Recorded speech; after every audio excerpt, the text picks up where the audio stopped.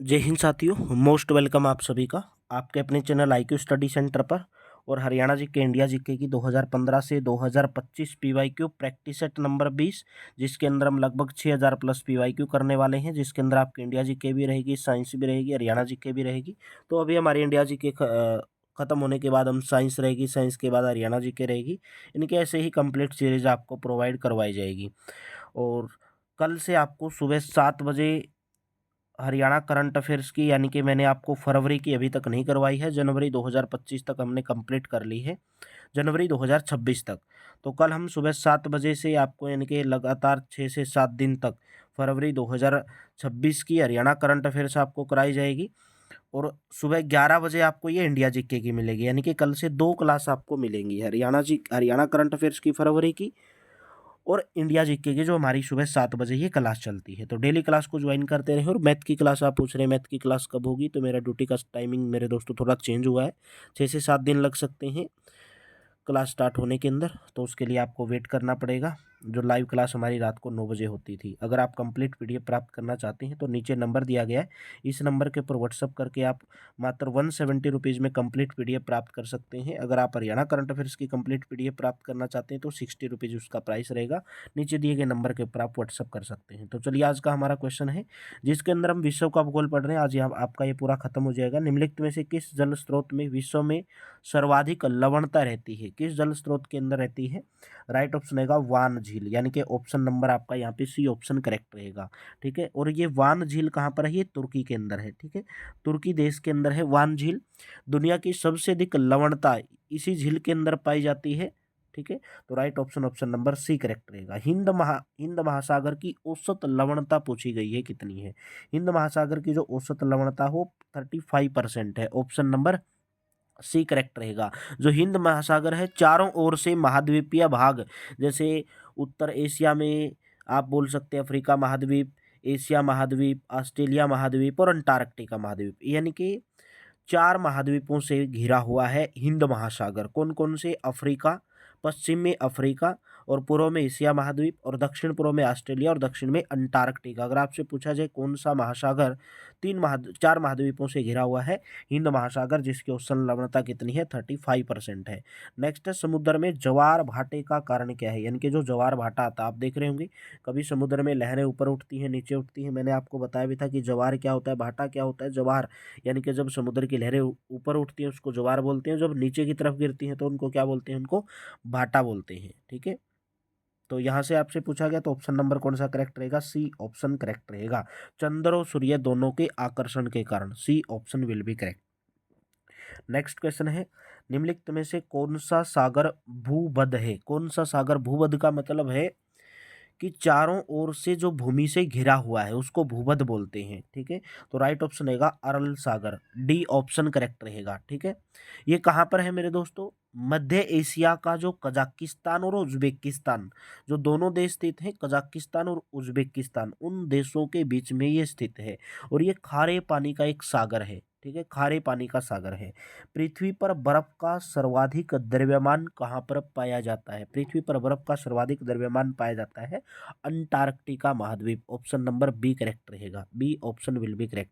और जो अंटार्कटिका महाद्वीप है, ये पृथ्वी के ऊपर 5वां सबसे बड़ा महाद्वीप है, जिसका लगभग 98% भाग पूरे मोटे बर्फ की परत से ढका हुआ है। तो सबसे अधिक बर्फ का द्रव्यमान अंटार्कटिका महाद्वीप। जब एक खाड़ी के मुहाने पर बैरियर बार और स्पिट बनते हैं और इसे बंद कर देते हैं तो इसका परिणाम क्या होता है? मुहाना बनता है, समुद्र तट, या लैगून, या बाधा चट्टान। तो राइट ऑप्शन रहेगा ऑप्शन नंबर सी। इससे क्या बनता है? लैगून बनता है। ठीक है, आप लोग देखते होंगे जब कोई खाड़ी का मुहाना होता है, यानी कि जो कोई सिरा होते हैं, उस पर बैरियर बार और स्पिट बनते हैं। ठीक है, और ये जो बैरियर बार है और जो स्पिट है, और उस मुहाने को क्या कर देते हैं? बंद कर देते हैं। और उसी का परिणाम क्या होता है? लैगून, उसी को बोलते हैं लैगून। और लैगून क्या होता है? पानी का जो उथला हुआ भाग होता है, पानी का उथले हुए भाग को ही लैगून कहा जाता है।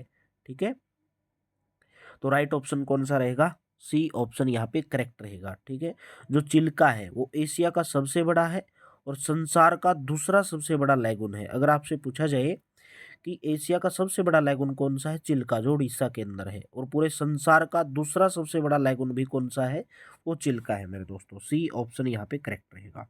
नेक्स्ट है, मौसम विज्ञान में किसका अध्ययन किया जाता है? मौसम विज्ञान में किसका अध्ययन किया जाता है मेरे दोस्तों? वातावरण का। ऑप्शन नंबर ए करेक्ट रहेगा, जिसको आप ऋतु विज्ञान भी बोलते हैं, या मेरे दोस्तों मौसम विज्ञान भी जो बोलते हैं, जिसको आप मेट्रोलॉजी भी बोलते हैं। ठीक है, तो right option option number A, metrology. मौसम विज्ञान का अध्ययन करना, ऋतु विज्ञान का अध्ययन करना, वायुमंडल का अध्ययन करना यानी कि वातावरण का अध्ययन करना, मौसम की जितनी भी प्रक्रियाएं हैं उनका पूर्वानुमान। जैसे आप देखते होंगे, आपको पता चल जाता है आज बारिश होगी, कब बारिश होगी, कितने तारीख को होगी, आने वाले टाइम में मौसम खराब हो सकता है, यानी कि उसी से आपका वातावरण का अध्ययन करना कहलाता है।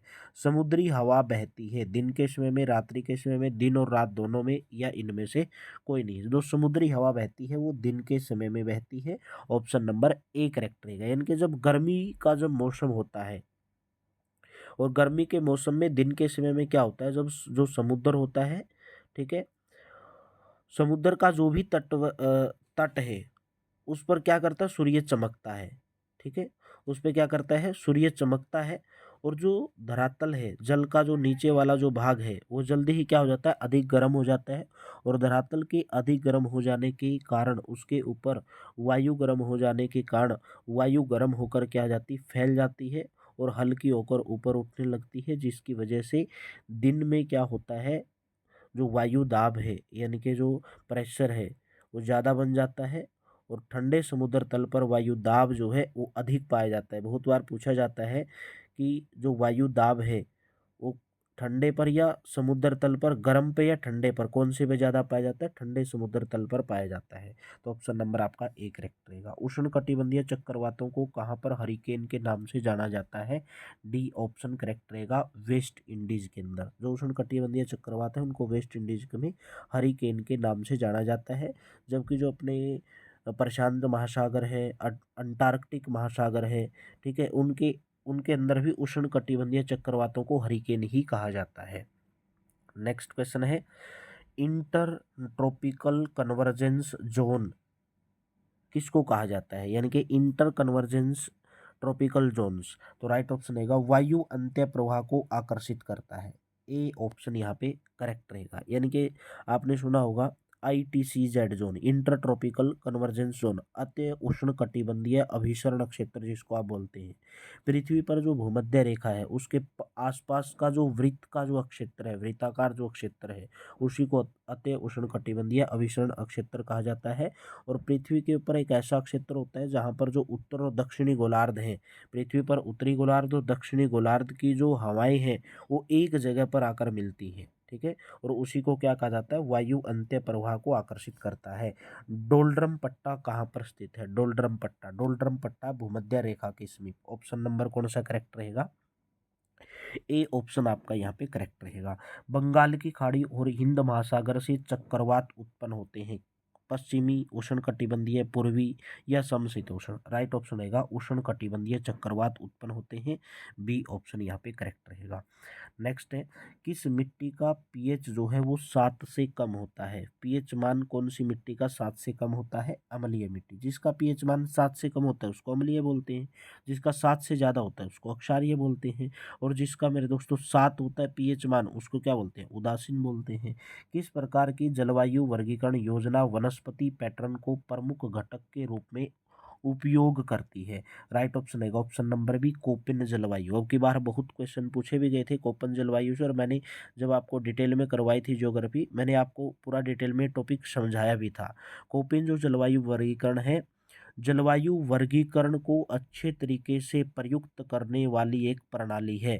ठीक है, पहली बार जर्मनी और जो रूसी जलवायु विज्ञानी थे जिनका नाम था व्लादिमीर कोपेन के द्वारा इसको प्रकाशित किया गया था।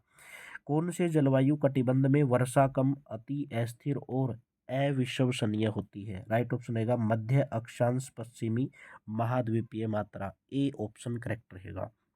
नेक्स्ट है, एक वृत्त प्रदेश के लंबी अवधि की मौसम परिस्थितियां और उनके बदलाव के कुल जोड़ को क्या कहा जाता है?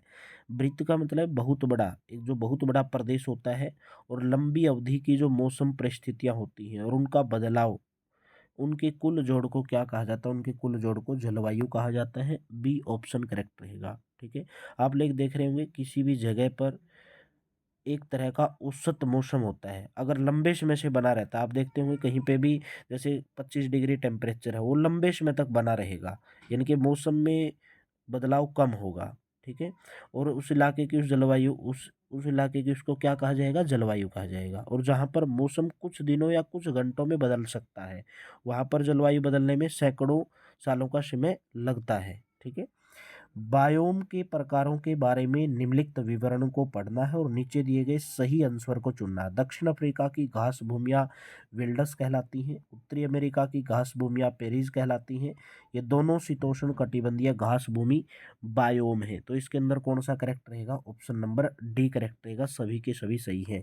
बहुत क्वेश्चन बहुत बार पूछा जाता है कि दक्षिण अफ्रीका की घास की भूमियों को क्या कहा जाता है? वेल्डस कहा जाता है। उत्तरी अमेरिका की घास भूमियाँ प्रेरीज कहलाती हैं और ये दोनों जो है शीतोष्ण कटिबंधीय घास भूमि बायोम है। नेक्स्ट सही विकल्प को चुनना है। निम्नलिखित कथनों को पढ़िए। ये क्षेत्र गर्म है और वर्ष भर भारी वर्षा करते हैं। ठीक है, चूंकि कोई विशेष शुष्क ऋतु नहीं है, अतः अपनी पत्तियां नहीं गिराते हैं। ये घने वन भूमध्य रेखा के निकटवर्ती क्षेत्रों और कटिबंधों के निकट पाए जाते हैं। तो इनमें से बताना, वन बताने हैं कि ये कौन से वन है, यानी कि गर्म क्षेत्र होते हैं, वर्ष भर भारी वर्षा प्राप्त करते हैं, लेकिन यहाँ पर कोई शुष्क ऋतु नहीं है, अतः वृक्ष अपनी पत्तियां नहीं गिराते हैं। ये घने वन भूमध्य रेखा के इलाके के आसपास में पाए जाते हैं, तो उनको क्या कहा जाता है? उष्ण कटिबंधीय सदाबहार वन। ऑप्शन नंबर कौन सा करेक्ट हो जाएगा? D option. नेक्स्ट है, मिट्टी में जल क्रांति से बचाने के लिए किसका उपयोग किया जाता है? मिट्टी में जल क्रांति से बचाने के लिए किसका प्रयोग किया जाता है?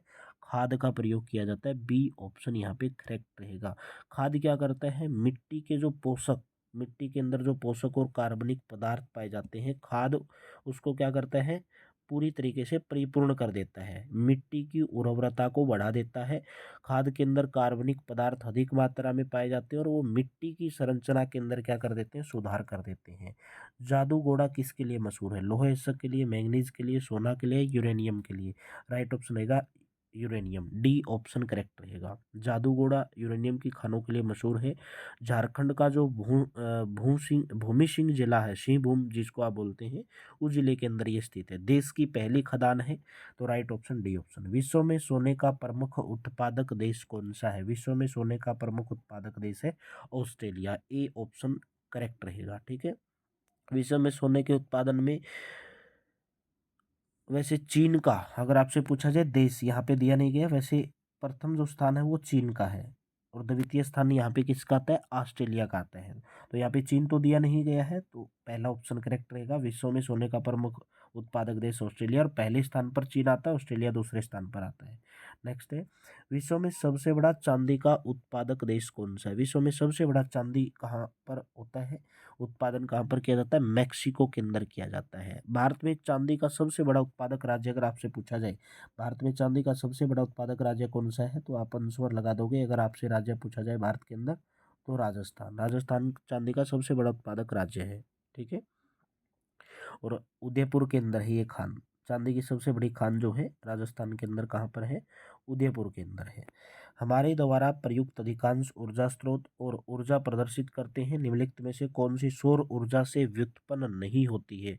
सौर ऊर्जा से व्युत्पन्न इनमें से कौन सी नहीं होती है? नाभिकीय ऊर्जा, भूगर्भीय ऊर्जा, घूमना ऊर्जा और जीव भार, ये तीनों होती है, लेकिन नाभिकीय ऊर्जा।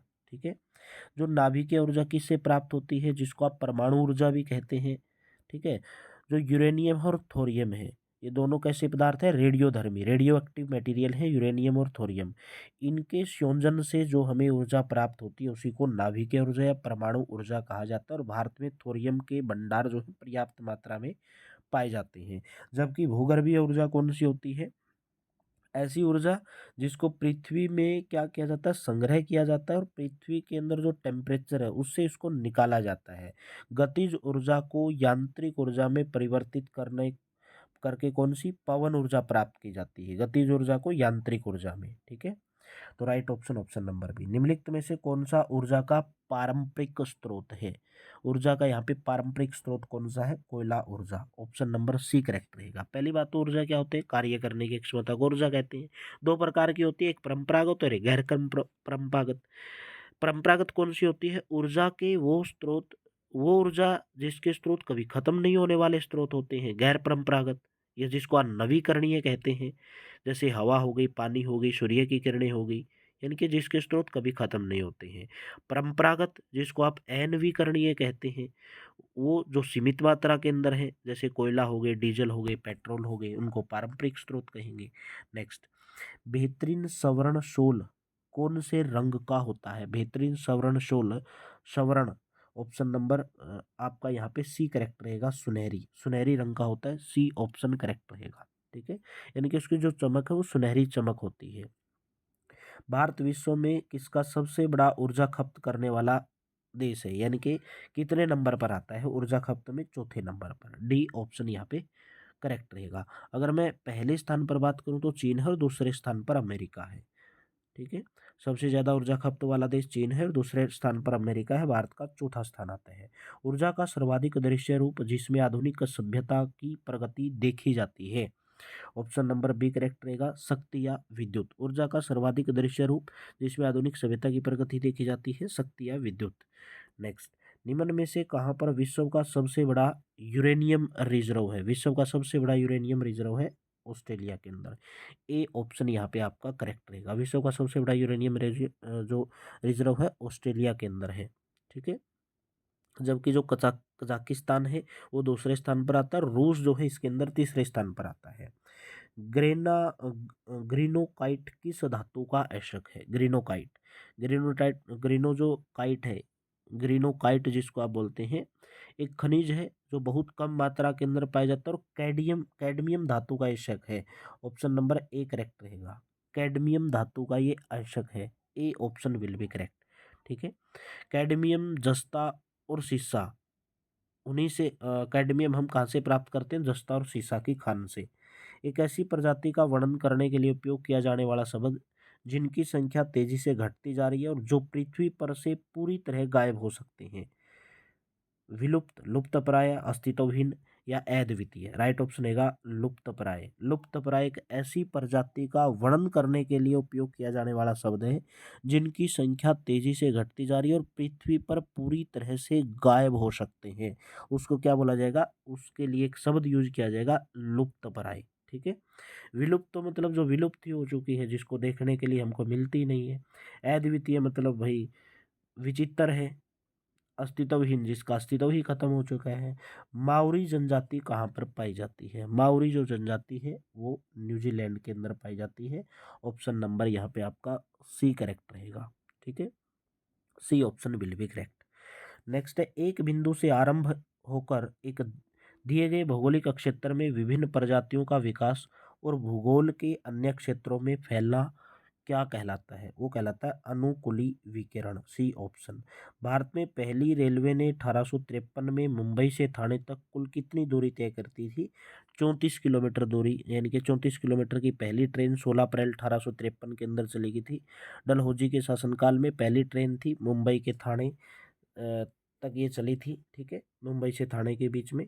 तो 34 किलोमीटर। ए ऑप्शन करेक्ट रहेगा। नेक्स्ट है, सही मिश्रण से मिट्टी को उपजाऊ बनाने में मदद मिलती है, यानी कि जब आप किसका मिश्रण करोगे जो कि मिट्टी की जो उपजाऊ शक्ति है वो ज़्यादा हो जाएगी, वो है खाद और पानी। ऑप्शन नंबर कौन सा करेक्ट रहेगा? डी ऑप्शन करेक्ट रहेगा। शीतोष्ण घास स्थल की सबसे महत्वपूर्ण फसल कौन सी है? शीतोष्ण, option number C will be correct, अनाज। शीतोष्ण घास स्थल की सबसे महत्वपूर्ण फसल अनाज। ठीक है, जैसे आपने सुना होगा पंपास घास के मैदान, प्रेरीज घास के मैदान, स्टेपीज घास के मैदान। विश्व में सर्वाधिक पशुधन वाला देश कौन सा है? विश्व में सर्वाधिक पशुधन वाला देश है भारत। ऑप्शन नंबर कौन सा करेक्ट रहेगा? ए ऑप्शन करेक्ट रहेगा। नेक्स्ट है, झूमिंग कृषि पद्धति कहाँ पर अपनाई जाती है? झूमिंग कृषि जो पद्धति है वो कहाँ पर अपनाई जाती है? ऑप्शन नंबर डी करेक्ट रहेगा, भारत के अंदर अपनाई जाती है। ठीक है। झूमिंग कृषि, झूम की खेती, स्लैश एंड बर्न कृषि भी आप इसको बोलते हैं। अब की बार यहाँ से क्वेश्चन आपका पूछा भी गया था। जो भारत के उत्तर पूर्वी इलाके हैं वहाँ पर ज़्यादातर ये झूम की खेती अपनाई जाती है, जैसे अरुणाचल प्रदेश है, नागालैंड है, मिजोरम है, मेघालय है। निम्नलिखित विश्व नेक्स्ट है, मधुमक्खियों का पालन करना क्या कहलाता है? मधुमक्खियों का पालन करना कहलाता है एपीकल्चर। डी ऑप्शन यहाँ पे करेक्ट रहेगा। एपीकल्चर कहलाता है मधुमक्खियों का पालन करना। नेक्स्ट है, निम्नलिखित विश्व के देशों के समूह में किसमें गेहूं और चावल की उच्च उपज किस्म यानी कि HYV विकसित की गई थी? ऑप्शन नंबर सी करेक्ट रहेगा। मैक्सिको और फिलीपींस के अंदर, सी ऑप्शन करेक्ट रहेगा। ज़्यादातर आपके जो ये क्वेश्चन है हरियाणा पुलिस के अंदर बहुत पूछे जाते हैं। केंचुए का मानव जाति के साथ संबंध स्थापित किया जाता है, क्यों किया जाता है? क्योंकि अधिक लाभदायक होता है और कम हानिकारक होता है। इसके लाभ ज़्यादा होते हैं, हानि कम होती है। क्यों होता है? क्योंकि केंचुआ क्या करता है, मिट्टी को खाता है। ठीक है, मिट्टी को ऐसे उखेड़ता है, यानी कि एक जोतने का काम करता है। मिट्टी के अंदर जो अपशिष्ट है उनको बाहर निकाल देता है, मिट्टी को मुलायम कर देता है, मिट्टी को भुरभुरी हो जाती है, और केंचुए को किसान का मित्र भी कहा जाता है। नेक्स्ट, कोलखोज एक सामूहिक कृषि मॉडल है जिसे कहाँ पर पेश किया गया है?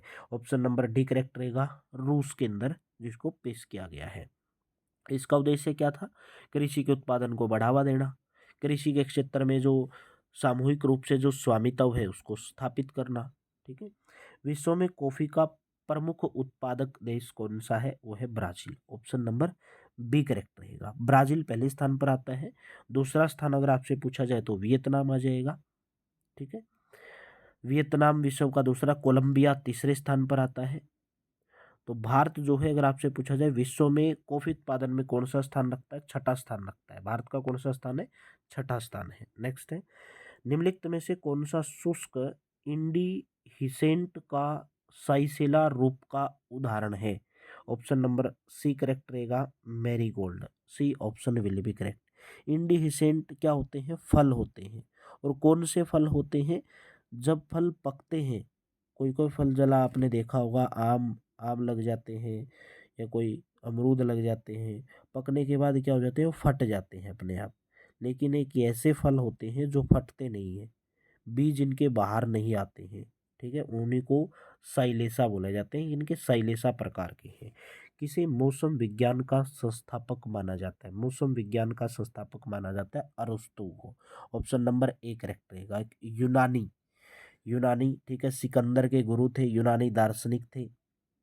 ठीक है, तो 1875 में भारत मौसम विज्ञान विभाग की स्थापना की गई थी भारत के अंदर। और मौसम विज्ञान विभाग का मुख्यालय भारत के अंदर कहाँ पर है? दिल्ली के अंदर है। स्वेज नहर किसको जोड़ने का काम करती है? लाल सागर और भूमध्य सागर। ए ऑप्शन करेक्ट रहेगा। अफ्रीका महाद्वीप को एशिया महाद्वीप से अलग करता है। और स्वेज नहर को कब खोला गया था? 1869 के अंदर खोला गया था। ठीक है, नेक्स्ट क्वेश्चन है, समतल या लहरदार भूमि के विस्तृत अक्षेत्र को क्या कहा जाता है? बी ऑप्शन करेक्ट रहेगा। सादा प्लेन अक्षेत्र कहा जाता है। भूगोल शब्द का निर्माण सबसे पहले किसके द्वारा किया गया था? भूगोल शब्द का निर्माण सबसे पहले इरेटोस्थनीज के द्वारा किया गया था। बी ऑप्शन यहाँ पे करेक्ट रहेगा, जिनको भूगोल का पिता भी कहा जाता है। मौसम में दिन प्रतिदिन के परिवर्तनों का अध्ययन करना क्या कहलाता है? मौसम विज्ञान कहलाता है। ए ऑप्शन करेक्ट रहेगा। भारत में मौसम विज्ञान विभाग का मुख्यालय कहाँ पर है? नई दिल्ली के अंदर है। कब खोला गया था मौसम विज्ञान विभाग की स्थापना? 1875 में। लेकिन कहाँ पर की गई थी? कलकत्ता के अंदर की गई थी। लेकिन बाद में मुख्यालय कलकत्ता से फिर शिमला में लाया गया, और फिर बाद में पूना में, और अंत में दिल्ली के अंदर स्थानांतरित किया गया। ठीक है, तो सबसे पहले 1875 में भारत में मौसम विज्ञान विभाग की स्थापना कलकत्ता के अंदर की गई। बाद में इसको शिमला के अंदर इसका मुख्यालय स्थानांतरित किया गया, फिर पूना, और फिर लास्ट में दिल्ली। तो अभी वर्तमान में कहाँ पर है? दिल्ली के अंदर है। नेक्स्ट है, प्रमुख मत्स्य ग्रहण अक्षेत्र पाया जाता है। मत्स्य ग्रहण अक्षेत्र है उत्तरी गोलार्ध में। ए ऑप्शन करेक्ट रहेगा। ठीक है, देखिए दो धाराएं होती है, गर्म और एक ठंडी। जहाँ पर दो जलधाराएं मिलती हैं उसी को मत्स्य ग्रहण क्षेत्र कहा जाता है। ठीक है, मत्स्य ग्रहण क्षेत्र कहा जाता है। क्यों? क्योंकि ये जो क्षेत्र होता है मछलियों के लिए मुख्य आहार का ये काम करता है, मुख्य आहार का ये काम करता है। नेक्स्ट है, जियोथर्मल शब्द का उद्भव यूनानी भाषा के शब्दों जियो जिसका अर्थ है पृथ्वी और थर्मस ठीक है।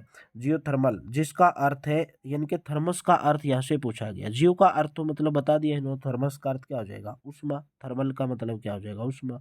ऑप्शन नंबर कौन सा करेक्ट हो जाएगा, डी ऑप्शन। भूतापीय ऊर्जा पृथ्वी से निकलने वाली उष्मा है जिसे ऊर्जा का इस्तेमाल किया जाता है। इमारत घर में होती हैं, विद्युत उत्पादन में किया जाता है, बहुत सारी जगह पे ऊर्जा का उपयोग किया जाता है। समान वर्षा वाले क्षेत्रों को जोड़ने वाली काल्पनिक रेखा को क्या कहा जाता है, समवर्षा कहा जाता है। ऑप्शन नंबर बी करेक्ट हो जाएगा। समान प्रेशर को जोड़ने वाली समदाब कहा जाता है। समान टेम्परेचर को जोड़ने वाली समताप रेखा कहा जाता है। ठीक है। नेक्स्ट है, पृथ्वी सतह का लगभग कितने प्रतिशत समुद्र द्वारा आवृत है। समुद्र के द्वारा आवृत है पृथ्वी सतह का लगभग कितना, 71% भाग जल है, जबकि जो 29% भाग केवल स्थल है। ठीक है। और पृथ्वी की सतह के ऊपर जो कुल जल का कितना परसेंट भाग महासागरों के अंदर स्थित है, अगर आपसे पूछा जाए 97%। 97%, जो कि खारा है और नमकीन है, यानी कि जो पीने योग्य नहीं है। लेकिन पृथ्वी पर 3% जल ही पीने के योग्य है। और ये हमें कहाँ से मिलता है, ग्लेशियर से, नदी के अंदर, तालाबों के अंदर पाया जाता है। तो आप, नदी अभी दूषित हो रही है तो इसलिए बोला जाता है कि नदियों को दूषित ना करें, क्योंकि नदियों के अंदर पानी ग्लेशियर से आता है। ठीक है। तो 97% जो भाग है वो पीने के योग्य नहीं है, केवल 3% भाग ही है। कोरियोलिस बल कहाँ पर अधिकतम होता है, ऑप्शन नंबर बी करेक्ट रहेगा, ध्रुवों के ऊपर ज्यादा होता है।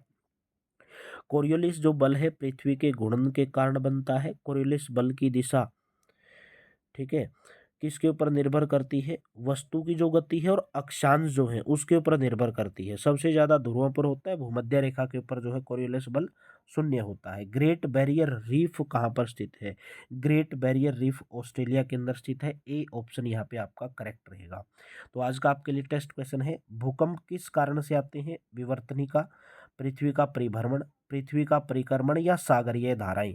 तो आप हमारे टेलीग्राम को, व्हाट्सअप चैनल को और इंस्टाग्राम को, तीनों को आप ज्वाइन कर लेंगे। डिस्क्रिप्शन के अंदर लिंक दिया गया है। कल का आपका क्वेश्चन था दिन और रात होने का कारण क्या है, तो पृथ्वी के परिभ्रमण के कारण दिन और रात बनते हैं, जिसको आप पृथ्वी का घूर्णन भी बोलते हैं या जिसको आप पृथ्वी की दैनिक गति भी बोलते हैं। तीनों एक ही बात है, परिभ्रमण, घूर्णन और दैनिक गति।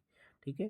तो कल का आपका ये क्वेश्चन था। क्लास अच्छी लगी तो वीडियो को लाइक कर देना मेरे दोस्तों, शेयर कर देना। और कल से आपको 2 क्लासेज, सुबह 7 बजे हरियाणा करंट अफेयर्स फरवरी की, जो हमने अभी तक नहीं की है, और कल आपको सुबह ही 11 बजे इंडिया जीके की, और मैथ की जो लाइव क्लास है 1000 प्लस पीवाई की को, वो भी जल्दी ही स्टार्ट हो जाएगी। बस थोड़ा सा ड्यूटी का टाइमिंग है, कर देंगे स्टार्ट। ठीक है। तो चलिए, thank you, have a nice day.